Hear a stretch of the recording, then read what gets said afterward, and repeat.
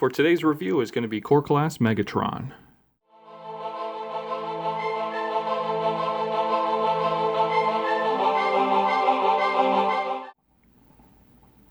And here we have Megatron, Core Class from Kingdom. In the box, here we have the box art, looks fantastic. It comes from Takara, Generations, Transformers, Kingdom logo right there for War for Cybertron Trilogy. The arc down here, Hasbro, looks fantastic. On the back of the box, you're going to see 12 steps for robot mode, and he does come with this accessory here, and looks more like his G1 counterpart, but we will take a closer look at that in a little bit. And we have the Earth-style tank. So, with that being said, remember to subscribe to my channel and hit that like button as it will support it. So, let's get him out of the box and see how awesome this is. Here we have Megatron in his tank mode, and it looks phenomenal.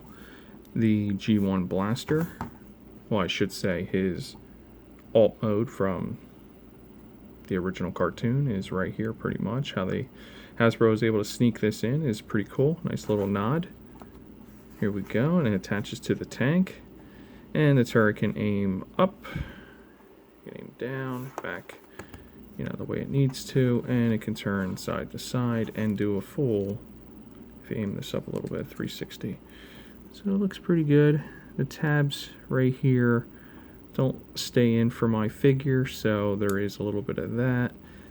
Sometimes they do, sometimes they don't. So it is what it is there.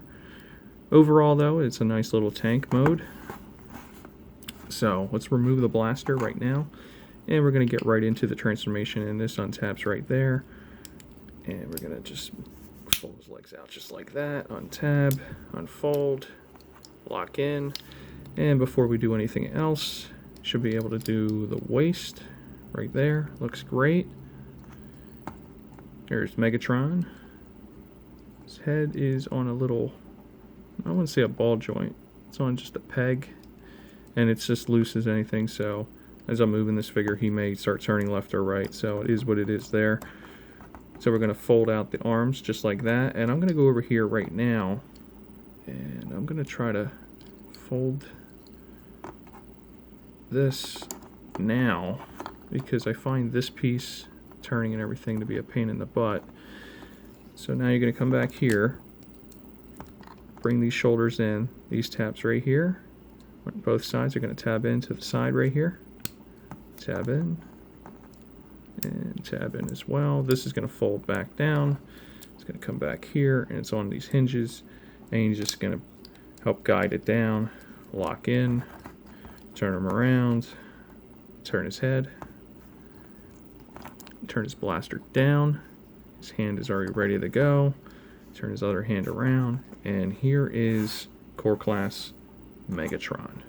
And let's give him his blaster, which is really cool, and he looks fantastic. So, looking at him at a closer look, head sculpt looks phenomenal. He has that ominous look, he has that nice silver detail, a little bit on the chest, the Decepticon logo. Here's the rest of his torso with the nice colors, a little bit of red, a little nod right there. The rest of it is in gunmetal gray or black and a little bit of silver. So overall, I think they did a great job on this little figure. I can't wait to get my hands on a Earthrise Megatron, or maybe I'll just go with the G2 version, because I think that one looks pretty cool as well. But I won't be buying both. I'm only going to be picking up one of them. But this looks fantastic. Great looking figure for a robot mode. And we're going to take a look at the articulation. Well, he can move his shoulder out. Does have a 90-degree bend at the elbow. His elbow is on a ball joint. Wrist articulation, there isn't anything. The leg can kick out. You can bend at the knee at 90 degrees. There is no ankle articulation whatsoever. He stands very well, though, for a figure. He can move his arm forward, of course. The blaster can obviously rotate back and forth. But overall, the backpack is awful looking from here. Yep. Doesn't look so good, but overall the front appearance, when you're going to go put them on a shelf, looks fantastic. Nice G1 head sculpt as well. My final thoughts on Transformers Kingdom Core Class Megatron. Honestly, I think he's a fantastic figure for his scaling. The overall robot mode looks fantastic. The only thing I would knock would be the really odd looking backpack that he has. The tank mode, though, is fantastic. I have no gripes about that mode whatsoever.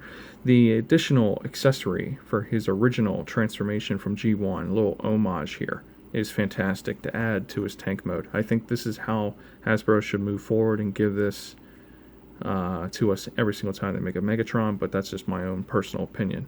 When he turns into a tank, you should be able to add this accessory somehow to the cannon, which would be pretty cool.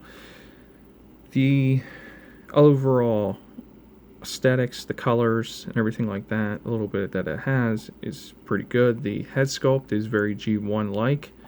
They did a good job on that. I like the gunmetal gray, the silver, and the black for both modes.